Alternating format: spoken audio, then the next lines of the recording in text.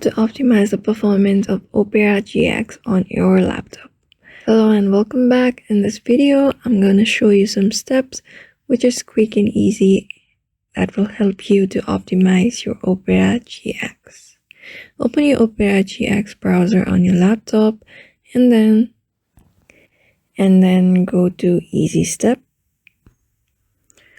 and then go to Basic.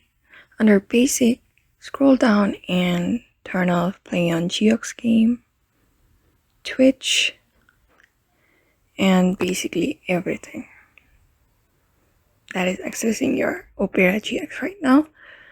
Then go to Features and make sure the VPN is turned off.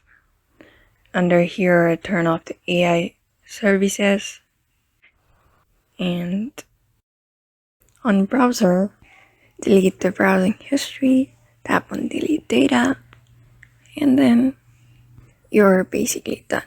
In this way, you can optimize the Opera GX on your device. So I hope this video was helpful to you, and thank you for watching this video. Make sure to like and subscribe.